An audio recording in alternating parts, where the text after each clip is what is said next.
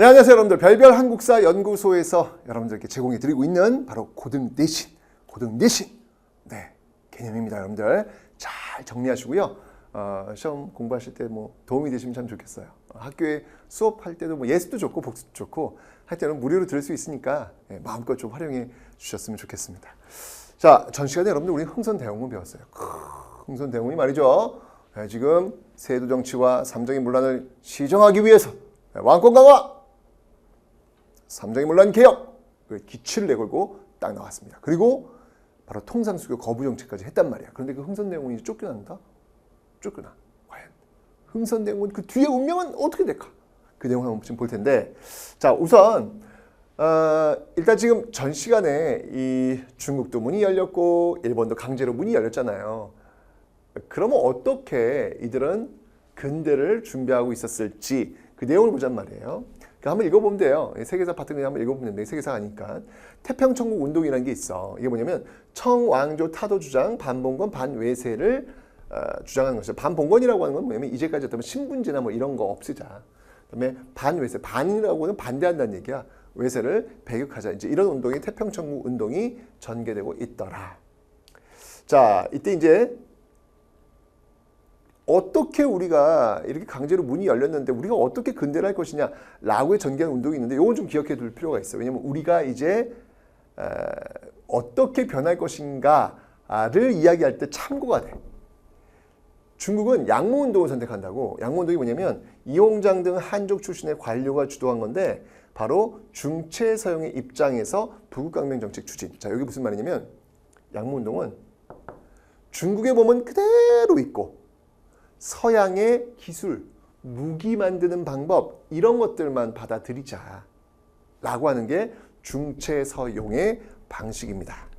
우리나라 사람들 중 일부는요, 이 방식으로 우리도 변화하자 라고 주장하는 사람이 나올 거예요. 그들을 우리는 이제 온건 개화파라고 할 겁니다. 나중에 이제 설명드릴게요. 어쨌건 양무운동 중체서용 기억해 놓으세요.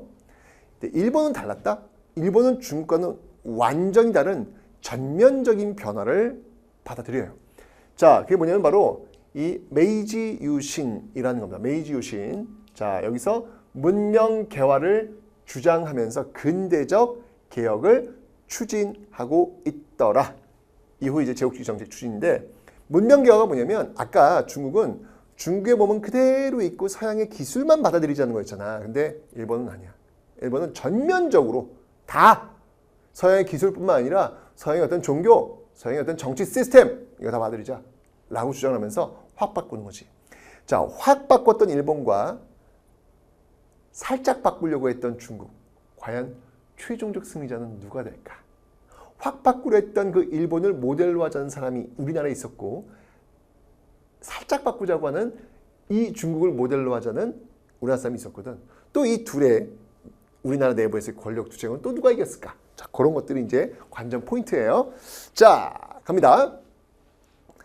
흥선대원군이 이제 쫓겨난다고. 왜냐면 내가 얘기했잖아. 양반한테도 포를 내도록 해? 양반의 근거지인 서원을 정리해? 이것 봐라. 양반들이 묘지린 나무 뽑아가? 웃겨? 기다리고 기다렸던 거야. 이것들을 가만히 두지 않겠어!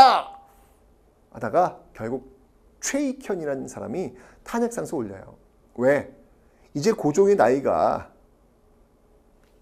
뻥이 될 수 있는 나이가 됐어요. 고종이 이제 굉장히 어린 나이, 12살에 이제 왕이 올라오거든. 10년이 흐른 거야.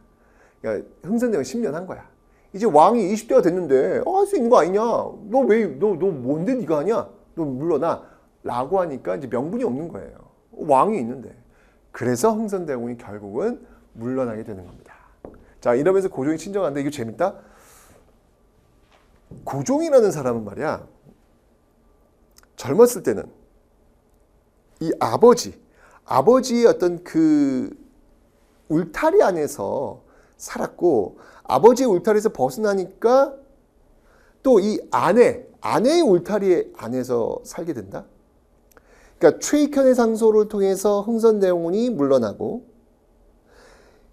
아내가 이제 명성황후거든. 명성황후 씨의 을미사변을 통해서 이제 고종이 또 이제 벗어난다고. 벗어난 사건이 바로 이제 악원파천이고, 거기서 나온 게 이제 대한제국 홀로서기. 고종이 홀로 서는 거야. 고종의 홀로서기 바로 이 대한제국이 그래서 나온 거거든. 그러니까 대한제국이 나오기 전까지는 고종은 어떻게 보면 그 안에 명성황후 영민씨 세력들, 그 민씨 세력들에 둘러싸여 있는 형국이었다. 그전에는 아버지였는데 이제는 아내였다. 그러니까 그 말은 뭐냐면 영민씨 세력들, 명성황후를 정점을 하고 있는 영민씨 세력들이 흥선대원이 물러난 이후에 그 자리를 차지하면서 권력을 좌지우지하는 그런 모습이었다라는 거. 근데 어쩐지 흥선대원이 이제 대외적으로 이제 통상수 거부였잖아. 거부였는데 일단 흥선대원이 물러나니까 이제는 좀 이렇게 앞에 있는 정권과는 좀 다른 차별화된 정책이 필요했을 거 아니야.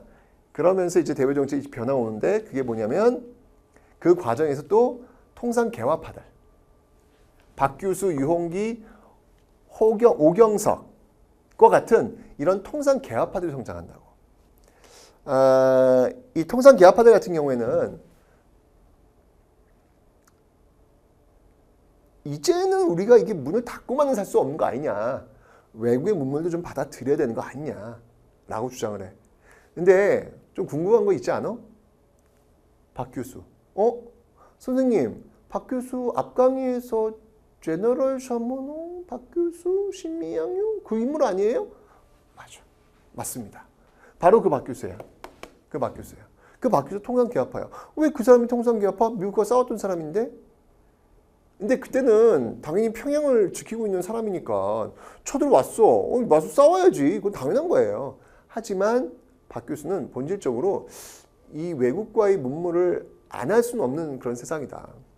이제는 외국과의 문물이 필요하다라고 생각을 하고 있는 사람이었거든. 그래서 바로 이런 통상개화파들이 성장을 하는 그런 과정 속에서 문을 여셔야 합니다. 열어야지요. 라고 이제 이야기하고 있는 상황 속에서 어떤 일이 벌어졌냐면 바로 일본에서 정한론이 벌어진다고. 정한론. 이게 뭐냐면 한국을 정벌 하자. 그러니까 일본이 1868년 메이지 유신을 통해 가지고 바꿔 내 모든 걸 다 바꿔 네, 이렇게 바꾸고 있잖아.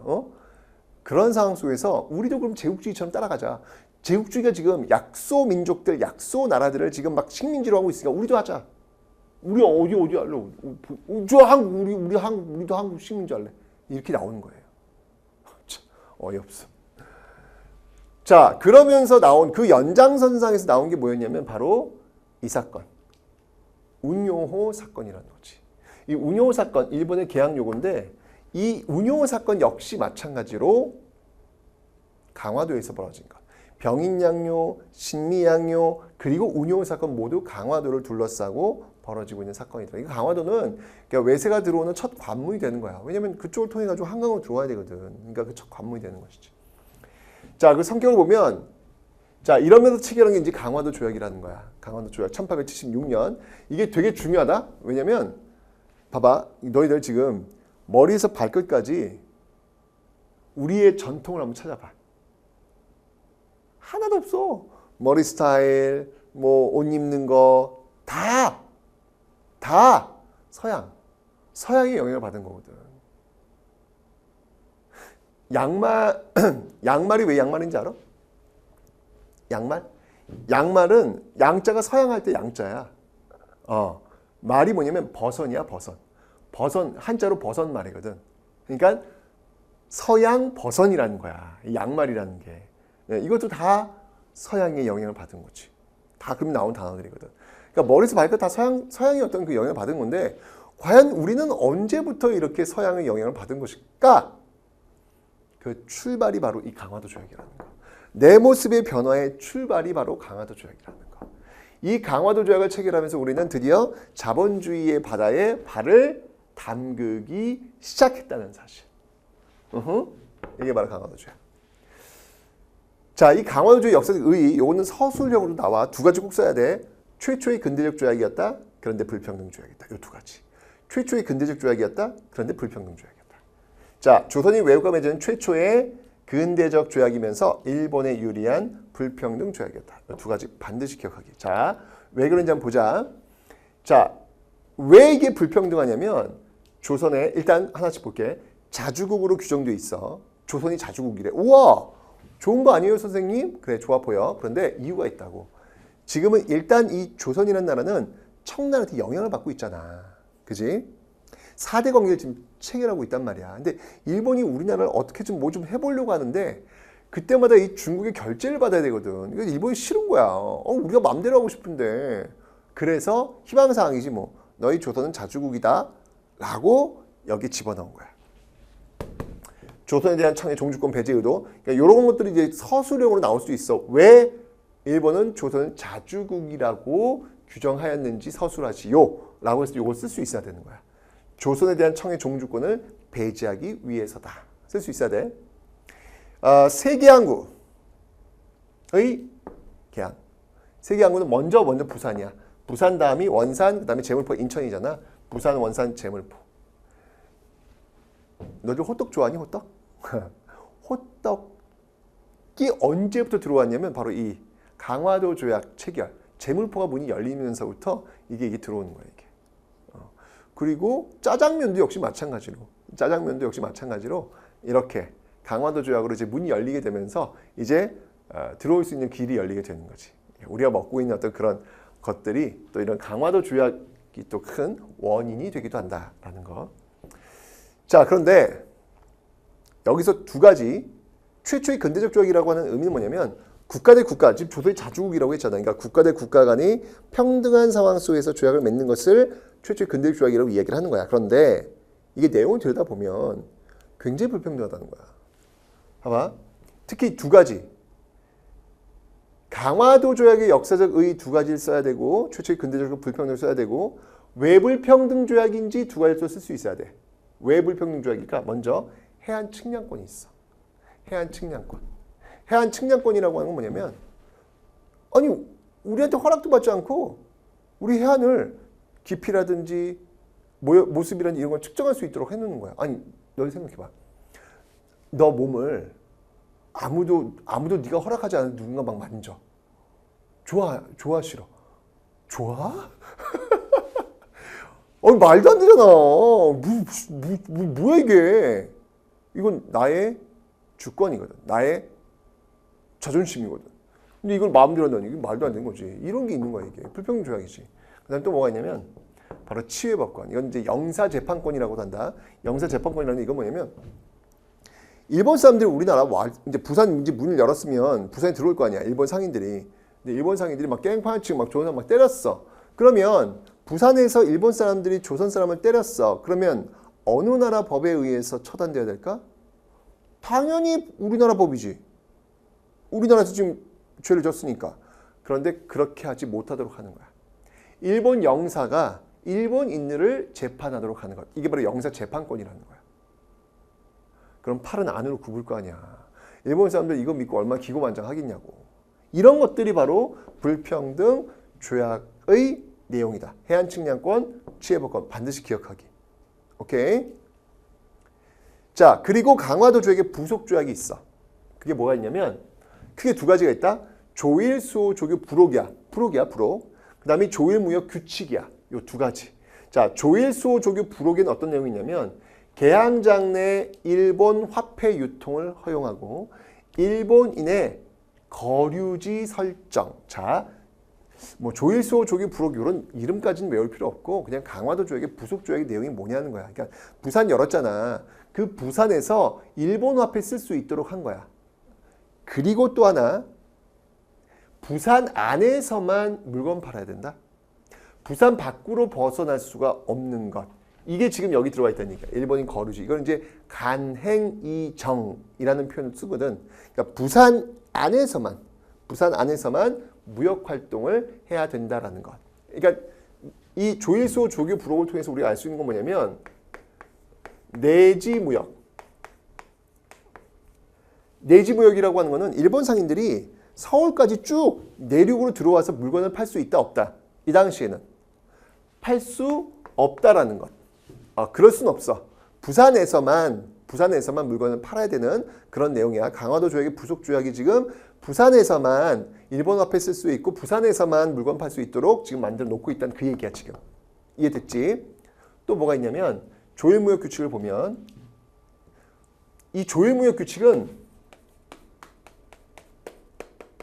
삼무라고 보면 돼. 무제한 곡물이 나갈 수 있도록 해놨고 무관세야.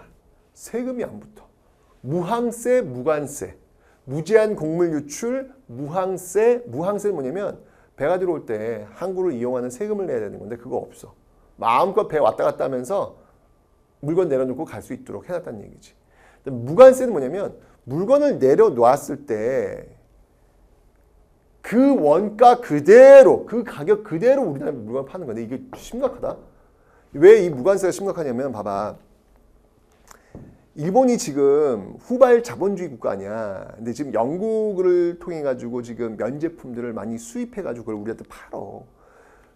영국이 대량으로 물건을 만들고 있잖아 지금. 질도 좋아.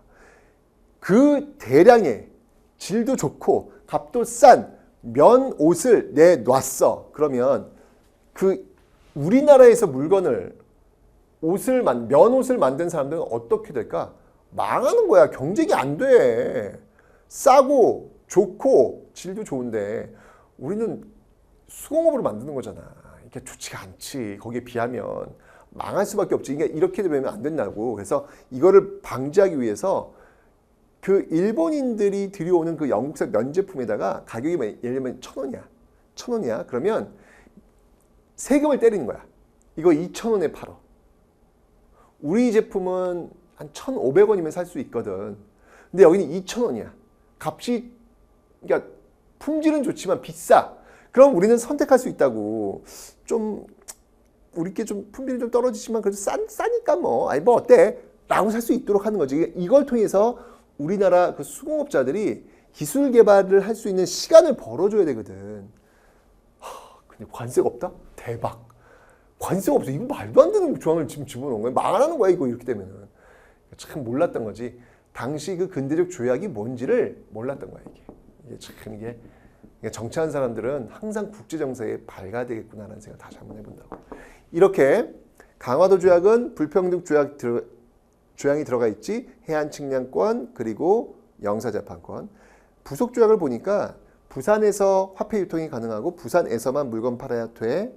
그런데 무제한 곡물 유출 가능하고 무관세, 무항세였어. 이 내용들이 바로 강화도 조약의 전반적 내용이다라는 거 기억하기. 오케이?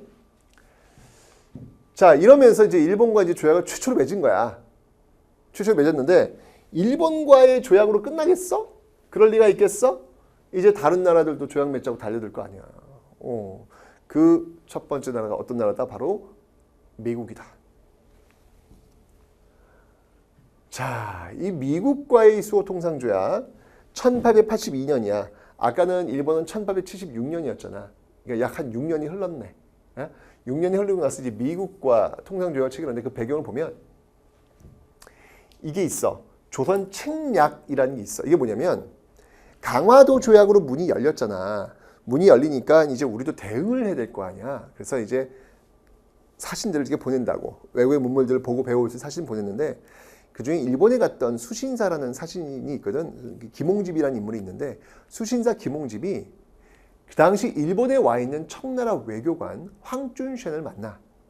근데 그 황준쉔이 그 수신사 김홍집에게 책자 하나 준다고. 그 책자가 바로 조선 책략이야.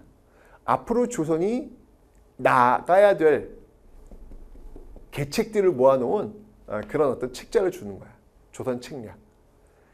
이 조선 책략의 핵심이 뭐냐면 친중, 결일, 연미다.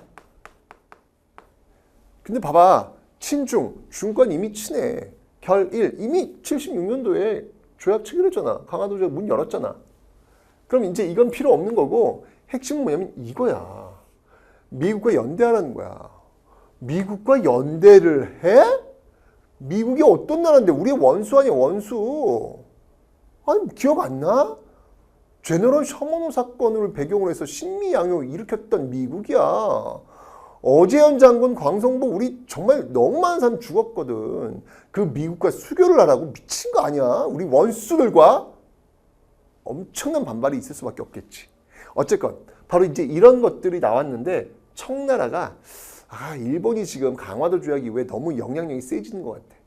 그래서 미국을 끌어들여 가지고 일본을 또 견제하려는 어떤 그런 의도도 있었거든. 그런 어떤 청의 어떤 알선 이런 것들로 인해서 결국은 우리의 원수 미국과 결국은 조약을 체결한다고. 이게 바로 조미수호 통상조약. 어쨌건 이 조약은 서양 열강과 맺은 최초의 근대적 조약이라는 것. 그러니까 최초의 근대적 조약은 일본과 맺었는데 일본은 서양은 아니잖아. 그지? 일본 빼고 서양 중에서 서양 열강 중에서 최초로 조약을 맺은 나라는 바로 미국이다. 자, 그 내용을 볼게. 이 조미수호 통상조약과 앞에 일본과 맺었던 그 강화도 조약을 좀 비교를 해야 된다. 비교를 해야 돼. 봐봐. 자, 미국 상품에 뭐가 부과됐냐면 관세가 부과됐어. 일본하고 했던 그 강화도 조약에서는 관세 부과 안 됐잖아. 근데 여기 관세 부과됐어. 요거 차이. 그러니까 무슨 말이냐면 이렇게 있으면 이게 강화도 라인이야. 1876년도 라인이야. 요게 조미수호 통상조약 라인이야. 요게 82년도 라인이야. 요렇게 있을 때 강화도 조약에서는 관세가 없었잖아. 그지? 그런데 이제 조미수호 통상조약에서는 관세가 있는 거야. 그러니까 요 구간에는 없는데 이제 그 이후부터는 이제 생길 거야. 미국하고 관세 들어가면서 이제 우리도 일본한테 요구한다고. 야, 관세 때문에 안 되겠다. 야, 너희들도 이제 관세 매겨야 되겠다. 이제 이런 조항이 나온다고. 이거 기억해 놓고 있어. 그 다음이 치외법권 인정. 이건 뭐 강화도 조약이나 조미수호 통상이 똑같지. 그리고 최혜국 대우 인정. 자, 요것도 하나 기억해 둬야 돼. 자, 최혜국 대우라고 하는 건 뭐냐면 자동 업그레이드 규정이다 라고 생각하면 돼. 자동 업그레이드 규정. 무슨 말이냐면 그러니까 이제 사실은 이 최혜국 대우를 일본도 요구했어. 이건 뭐냐면 일본과 어떤 조약을 체결했단 말이야. 여러 조항들이 있을 거 아니야. 그런데 시간이 지나 다른 나라랑 조약을 체결했어. 근데 이 다른 나라에 우리 일본과 체결했던 그 조약보다 더 좋은 조약이 들어가 있는 거야. 그럼 우린 손해잖아. 그건 안 돼. 만약에 다른 나라랑 조약을 체결했을 때 더 좋은 조항이 들어가면 그에 상응하는 조건을 우리도 행사할 수 있다. 자동으로 우리도 그 권리를 얻을 수 있다. 이게 바로 최혜국 대우거든. 자동 업그레이드 규정이지. 이해가 돼? 이게 들어가는 거야. 이 조미수호 통상조약에서 최초로 최혜국 대우가 들어간다. 자, 그러니까 여기서 이 최혜국 대우 규정이 들어가는 거야. 이렇게 가는 거지. 그러니까 그 이전에는 없다. 오케이? 요거 잘 구분해야 돼. 요 76년 띠하고 82년 띠. 그 이전에는 그럼 최혜국 대우는 없는 거야. 없어. 조미수호 통상조약에서 최초로 들어간다는 거. 오케이? 그러니까 조미수호 통상조약 이 82년 라인부터 관세도 들어가고 최혜국 대우도 들어간다는 사실. 이 최혜국 대우는 이제 다른 나라 다 나와줘 이제. 오케이? 그리고 거중 조정권. 우리나라가 어렵고 힘들 때 미국이 개입해서 도와주겠다는 거야. 근데 이거 나중에 씁쓸하다.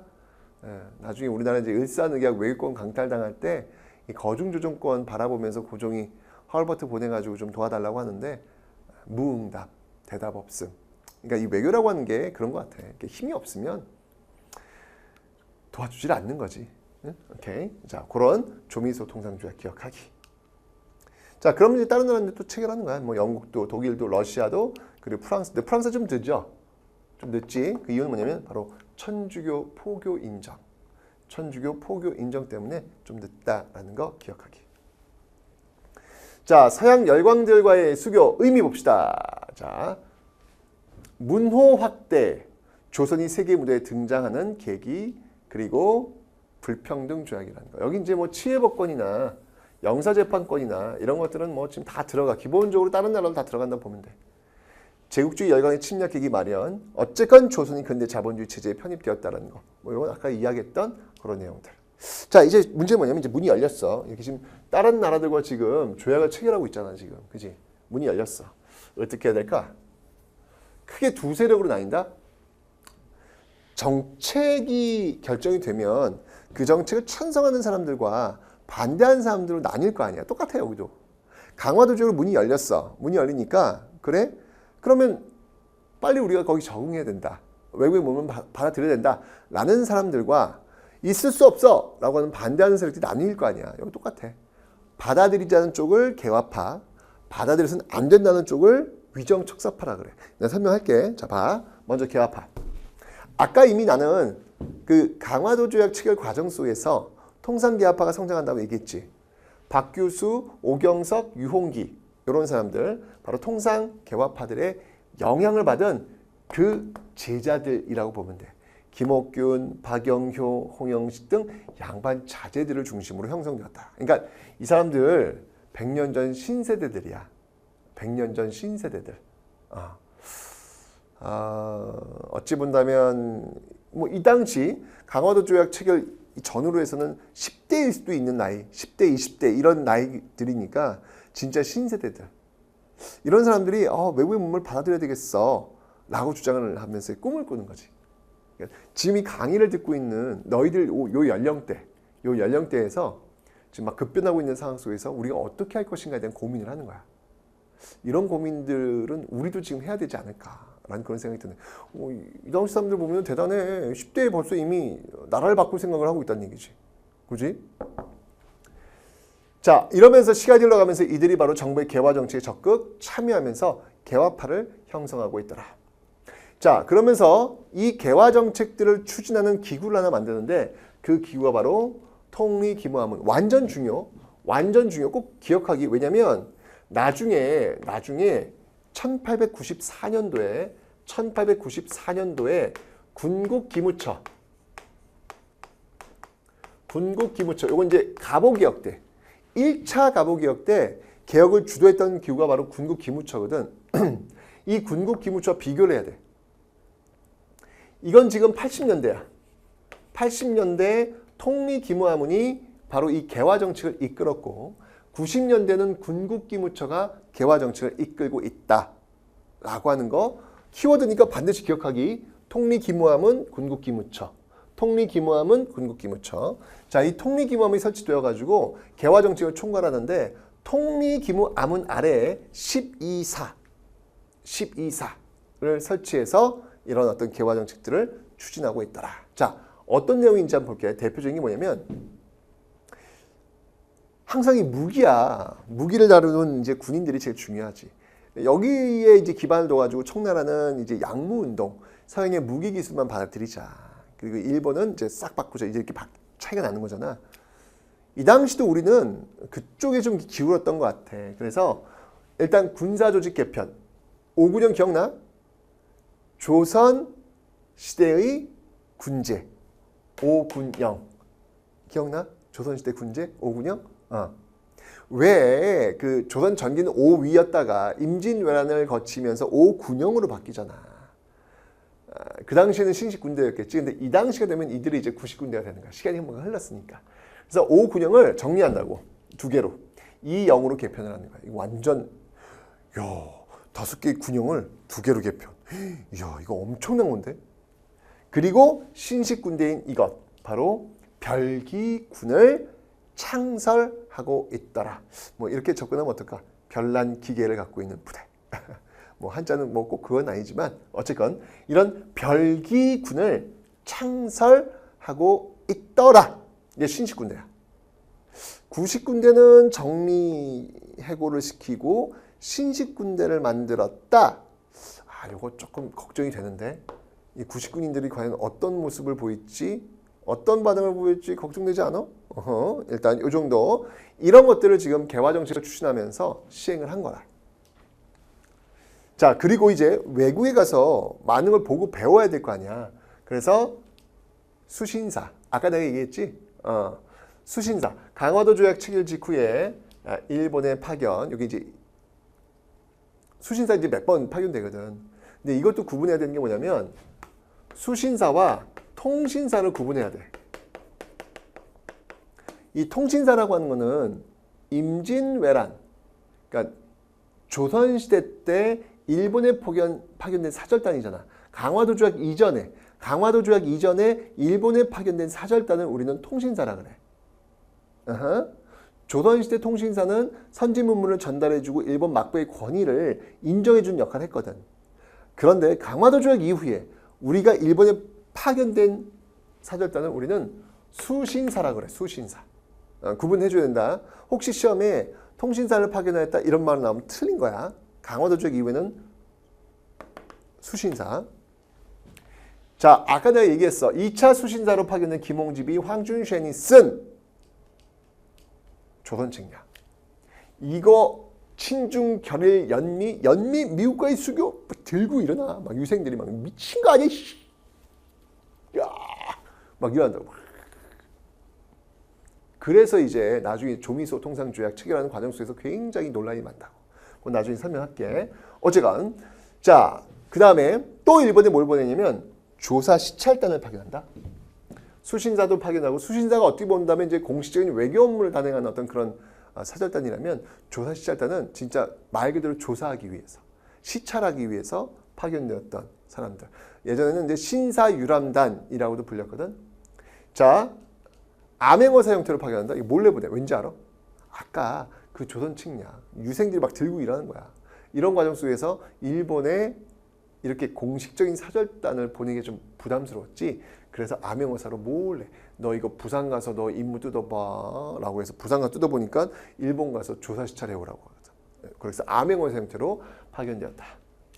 자, 일본 정부의 각 기관과 산업, 군사시설, 시찰 보고서 작성. 일본에는 이렇게 수신사와 조사 시찰단을 파견했어. 그 다음 청나라에 뭘 파견했냐면 영선사를 파견해. 영선사는 청나라에 파견했는데 근대식 바로 무기 제조 기술과 군사훈련법. 이게 무기 배우는 게 좀 중요했잖아. 그래서 청나라에 이제 영선사를 파견한 거야. 오케이. 근데 이제 돈이 없어가지고 이제 조기 귀국은 하는데 어쨌건 귀국해서 그 무기 만드는 공장을 만들지. 그게 바로 기기창이다. 그러니까 이 영선사를 파견해서 기기창이 세워졌다. 이게 83년도에 세워지거든. 무기 만드는 창고야. 이런 어떤 신식 무기를 만드는 이런 창고들이 만들어지고 있더라라고 하는 거 기억하기. 그리고 수신사 조사시찰단이 일본에 파견되었고 영선사가 청나라에 파견되었다면 보빙사는 미국에 파견된 사절단. 근데 시점을 좀 기억해야 돼. 이거 중요하다. 조미수호 통상조약을 체결하고 나서 파견한 거야. 조미수호 통상조약 체결 전에 파견된 게 아니라 조미수호 통상조약을 체결하고 나서 간 게 바로 이 보빙사. 그래서 미국 공사 파견에 대한 답례로 바로 미국의 파견. 딱 가자마자 이 보빙사가 딱 미국 대통령한테 절하는 장면이 나오지. 미국 사람들은 절을 안 하잖아. 깜짝 놀고 What? 이런 게 이제 그때 이렇게 사파로 그림이 그려져가지고 미국 신문에 실리는 그런 장면도 있더라고. 어쨌건 이제 우리가 이제 국제 무대에 나서게 되는 그런 모습들 보빙사를 통해서 알 수 있습니다. 그런데 이제 문제는 뭐냐면 찬성하는 사람이 있다면 반대하는 사람도 있다고 내가 얘기했잖아. 그게 바로 위정척사야. 위정척사. 이게 뭐냐면 호위한다, 지킨다는 거야. 바를 정자. 바를 정은 뭐냐면 바로 성리학적 질서. 우리의 구질서를 호위하고 배척한다는 거야. 사악한 무리들. 이게 바로 서양의 어떤 그 문물들이 되겠지. 이 서양 문물들을 배척하는 운동. 이게 바로 위정척사 운동. 다 반대야. 1860년대 뭘 반대했을까? 60년대 어떤 일이 있었지? 지금 프랑스가 찝적대고 있잖아. 병인양요. 그지? 그리고 미국도 이제 71년도에 찝적될 거 아니야. 당연히 이 당시에 흥선대원군이 취했던 대외정책이 뭐라 그랬지? 통상수교 거부잖아. 바로 통상반대. 대표적인 인물이 바로 이항로, 기정진과 같은 흥선대원군의 통상수교 거부 정책을 지지했겠지. 70년대로 온다? 70년대 1876년 뭐가 있어? 강화도 조약 체결하잖아. 문 열린단 말이야. 개항한단 말이야. 그러니까 뭘 반대해? 개항 반대하는 거야. 대표적인 인물이 바로 최익현. 자, 기억해두기. 이 최익현이 도끼 들고 온다. 도끼 들고 광화문 앞에 와가지고 내 목 자르시오. 외놈이나 양놈이나 똑같은 것입니다. 라고 하는 외양일체론을 주장하면서 바로 이 개항을 반대하는 모습들. 특히 이제 이 개항 반대 최익현은 반드시 좀 기억해둘 필요가 있다는 거. 왜냐? 최익현 앞에서 기억나지? 흥선대원군 탄핵에 앞장섰던 인물, 고종정부를 탄생시키는 1등 공신이 바로 이 최익현. 근데 이 최익현은 그 고종정부에 또 반대하는, 도끼 들고 와가지고 반대하는 그런 모습들. 난 진짜 이런 게 진짜 보수인 것 같아. 정권 바뀌었다고 해가지고 그 정권에 야합해가지고 정권에 빌붙어가지고 정권의 어떤 그 심기를 건드리지 않으려는 그런 모습으로 바뀐다면 나는 그건 보수 아니다. 어떤 상황에서라도 일관성 있는 모습으로 가는 것. 보수라고 하면 기존의 질서를 지키려고 노력하는 사람들을 우리는 보수라고 하잖아. 최익형 같은 경우는 어떤 그런 모습들이 아닐까라는 생각. 자, 여기 이제 70년대 반대고, 그 다음에 80년대. 80년대 뭐가 있었냐면 바로 이 조선책략. 제2차 수신사 김홍집이 일본에 갔다가 청나라 외교관 황춘신을 만나서 받아왔던 책, 조선책략, 친중결을 연미, 러시아를 막기 위해서 친중결을 연미해라라는 거였잖아. 미국 이게 이제 바쁘니까 연미 미국과의 수교 말도 안 돼 이것들이 하면서 미국과의 수교 반대하면서 개화정 추진 반대하는 거야. 80년대 그래서 개화 반대지. 자, 이게 이제 어떻게 나오냐면 바로 이만손, 이게 이왕, 퇴계 이왕의 자손이거든. 이 이만손 등 영남 유생의 만인소, 만여 명이 상소를 올렸다. 뭐 이런 어떤 상징적인 어떤 내용. 이만손의 영남 만인소. 이런 상황이 되니까 일본에 뭔가 이 시찰단을 공개적으로 보낼 수가 없었던 거야. 그러니까 이제 암행어사 형식으로 그래서 조사시찰단을 파견했다라는 거. 그 분위기 그려지지? 오케이. 이런 모습들. 자, 이런 과정들이 지금 벌어지고 있는데 드디어 터진다. 드디어 터진다. 그 터진 사건이 뭐냐? 그게 바로 이모군란이야. 이모군란. 봐봐. 지금 개화 정책들을 지금 통리기맘을 중심으로 펼치고 외국에 사절단을 보내고 있는 상황이지. 그런데 위정척사판 지금 반대하고 있지. 근데 그 개화 정책 과정 속에서 통리기맘은 왜 신식군대를 5군형을 2영으로 정리해고시키고 신식군대 별기군, 그러니까 90군대 그 5군형을 2영으로 축소시키고 신식군대 별기군을 만든다 그랬잖아. 90군이 열받는 거야. 가뜩이나 정리해고 됐는데 정리해고되고 남아있는 사람들조차 월급을 제때 안 주는 거야. 열받지. 겨우 막 항의해가지고 한 달치 월급 받아왔더니 이게 웬일? 그 안에 들어있는 거라고는 모래, 겨 막 이게 섞여 있는 거야.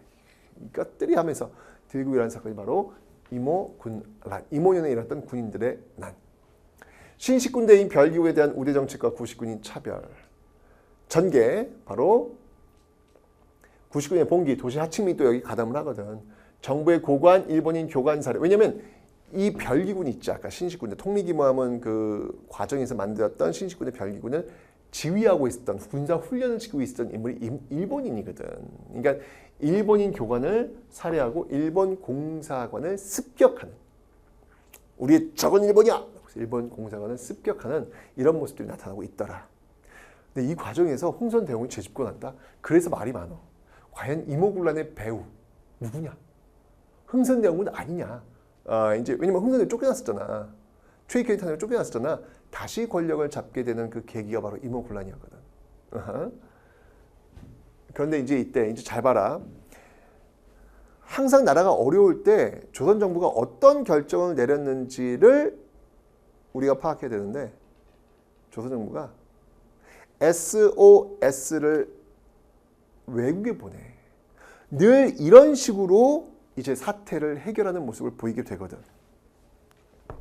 민씨일파의 청군 파병 요청, 청군의 개입. 이러면 안 되는데. 봐라. 이모군란 때도 이제 청나라 부른다. 갑신정변 때도 청나라 부른다. 동학농민운동 벌어질 때 청나라 부른다. 늘 이런 식으로 외세를 끌어들이면서 이 문제를 해결하려고 하는 이 모습들이 이제 여기서 출발하는 거야. 어떡하니?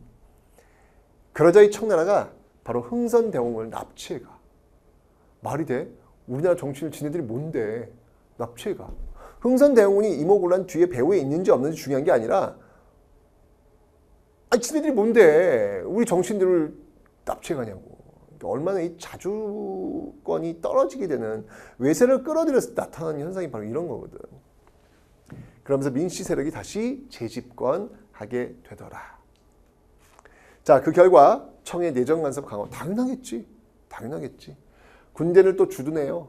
이모군란 계기로 해서 청나라 군대가 들어왔잖아 지금. 주둔을 한다고. 그리고 감나라 배나라 고문 파견하겠지. 내정 간섭과 연결되는 거야. 그러면서 공짜 존재하지 않아. 절대 존재하지 않아. 조청산민 수륙 무역장려를 체결한다고.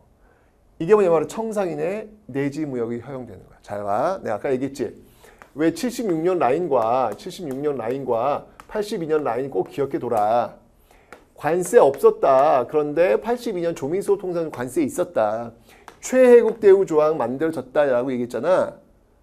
그리고 또 하나 82년도 이 조미소 통상 조약 이후에 있었던 게 이모군란이거든. 이모군란에서 조청상민 수릉 무역장정이 체결되면서 바로 내지 무역이 또 허용된다고. 내지 무역이. 그 이전까지 요 기간도 안 됐지. 요 기간 동안은 내지 무역이. 왜냐면 부산에서만 물건을 팔 수 있도록 한다고 강화도 조약에 부속 조약이 있잖아. 그지? 근데 이제 청나라 내지 무역이 허용되면 일본이 가만히 있겠냐. 우리 달라고 할 거 아니야. 그러면 이제 청나라 일본 상인들이 내지를 들어와서 막 서울까지 들어와가지고 물건을 팔 수 있는 그 길이 열리게 되는 거야. 이게 이렇게 이권 주니까, 이렇게 지금 이제 청에 요청을 하니까 이런 것들 줘야 될 수밖에 없는 거라고. 그리고 일본과는 어떤 점? 지금 일본이 지금 막 일본 공사가 막 습격 받고 막 지금 막 일본 공사가 막 죽고 막 이런 일본 벨기군 가르치는 막 공사 막 공격 받고 막 그러잖아 지금. 그러니까 일본이 요구했겠지. 너희 뭐냐? 이거 우리 보여줘라고 해서 일본과는 재물포 조약을 체결한다고. 재물포 조약을 체결하는데 일본 공사 간의 경비병 주둔 허용. 이게 무슨 말이냐면 일본 군대도 주둔하겠다는 거야. 일본 군대 주둔하겠다는 거야. 일본의 배상금 지불. 이렇게 되면서 이모군란을 계기로 해서 우리나라의 일본군과 청나라 군이 동시에 주둔하는 아슬아슬한 장면이 연출되는 것이지. 야, 우리나라에 왜 외국 군대가 주둔을 해? 이거 말도 안 되는 상황이 지금 벌어진 거야 지금. 우리나라 자주국가잖아. 근데 여기에 왜 외국 군대가 주둔을 하냐고. 이런 현상이 지금 여기 벌어지고 있는 거지. 그것도 두 나라가. 그러니까 이게 외세를 끌어들이면 안 되는 거야. 외세를 활용할 수는 있지만 외세에 의존해서는 안 된다는 사실 잊지 않아야 될 것 같아. 자, 이렇게 해서 지금 청의 내정 간섭이 강화되니까 이 개화파들 내부에서도 분란이 벌어지는 것이지. 아니 왜 청나라를 끌어들여? 이거 청의 내정 간섭이 뭐 하는 거야 이거 지금? 라고 주장하는 세력들. 그들과 일단 그래도 청에 의지하면서 이게 세상을 바꿔나가야 되겠어 라고 생각하는 사람들이 있지. 바로 이들을 우리는 뭐라고 하면 온건개화파라 그래. 김홍집, 김윤식, 어윤중 이런 사람이 대표적이야. 이 사람들은 점진적 개혁을 추구한다고. 조선의 제도를 바탕으로 서양의 과학기술을 제한적으로 수용하는 이게 청이 바로 양무운동을 모델로 하는 거지.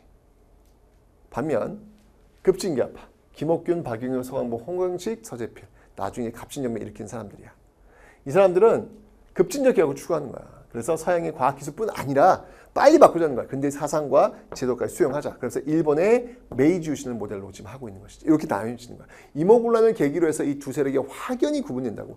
이 급진개화파는 상당히 친일적 색채가 강해. 우리가 생각하는 일제강점이 친일의 의미는 아니야. 일본을 통해서 우리의 어떤 근대화를 만들어야 되겠다라고 생각하는 사람들이거든, 이들이.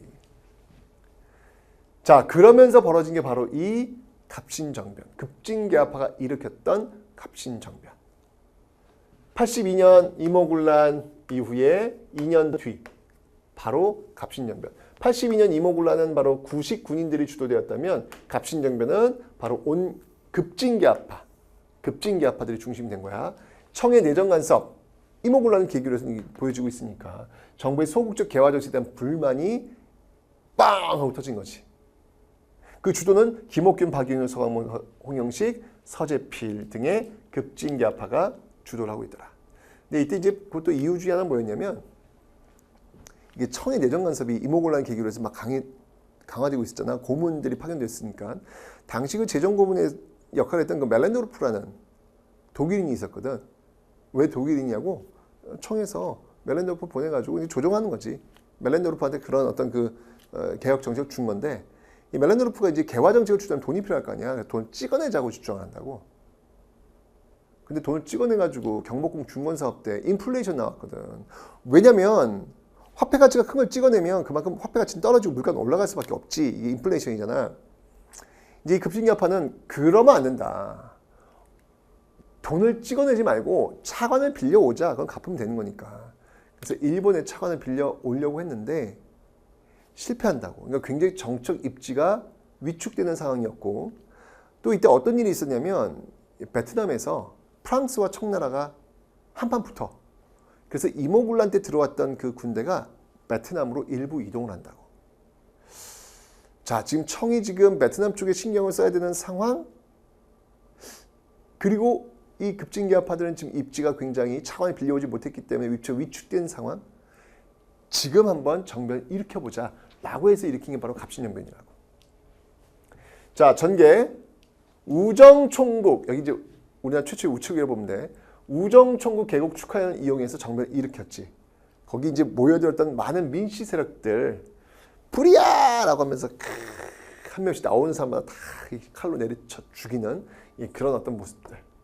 그러면서 이제 창덕궁으로 와서 고종과 명성황후를 딱 확보하고 그 다음에 개혁정강을 발표하는 거야. 바로 14개조 정강. 14조 정강 좀 설명드릴게. 그런데 이제 이때 명성황후가 또 이제 이상한 거야. 아니 이쯤 되면 뭔가 우리 어떤 그 민씨들끼리 와가지고 나한테 보고를 해야 되는데 보고를 안 하는 거야. 뭔가 문제 있는 것 같다. 알아보니까 또 청나라한테 SOS를 보내는 거지. 그러면서 또 청이 개입했고 결국 창덕궁에서 급진격파를 도와주겠다는 그 일본군과 청군이 소규모 전투를 벌인다고. 근데 일본이 그때 소수였기 때문에 되질 않지. 결국은 쫓기듯 도망가. 홍영식은 그 자리에서 칼에 맞아 죽고 김옥균도 나중에 10년 뒤에 결국 총에 맞아 죽을 거야. 나머지들은 또 일본에 망명 갖고 결국 3.1천하로 실패하게 된 사건, 갑신정변. 자, 그 결과를 보면 청의 내정 간섭은 심화될 수밖에 없지. 이모군란 때도 이 청이 해결했고 갑신정변 청이 해결했으니까. 그리고 체결한 조약, 한성조약. 일본과는 한성조약을 체결해. 왜냐면 이때 이제 일본 공산이 불탔거든. 이모군란 때는 습격받았고 갑신정변 불타고. 그래서 조선이 일본 공산 재건 비용을 부담하고 일본에 배상금 지불하는 걸로. 가슴이 아프다. 그리고 청과 일본 사이 지금 창덕궁에서 일본과 청이 소규모 전투가 벌어졌잖아. 그러니까 그들도 야 이거 일촉즉발의 이거 위기인데 여기 화약군데 자칫하면 큰일 나겠는데 이게 전쟁까지 가겠는데 라고 하면서 자기들끼리 텐진조약을 체결한다고. 철수하자 우리. 여기서 있다가는 이거 한판 터지겠다. 대신 조선의 군대 파병 시에는 상대국에게 미리 알릴 것을 합의를 한 거야. 그래서 일단은 철수하는 거야. 양군 철수, 파병 시 통보라는 텐진 조약을 갑신정변에서 체결하더라. 자, 헷갈리면 안 돼. 이모군란 때 체결했던 게 조청상민 수륙무역장정과 제물포 조약이야. 갑신정변에 체결했던 게 텐진 조약과 한성 조약이야. 이모군란은 제물포 조약. 일본과 체결한 거는 제물포 조약. 일본, 이모군란. 갑신정변 일본은 한성 조약. 꼭 구분해야 된다. 이거 굉장히 헷갈리는 부분이야. 이 갑신정변 때 이것도 하나 좀 추가할게. 주장했던 이들의 주장이 있어. 세 가지만 좀 기억을 좀 해볼까? 그 첫 번째 주장이 뭐였냐면 아까 그 14개조 정강이 있잖아.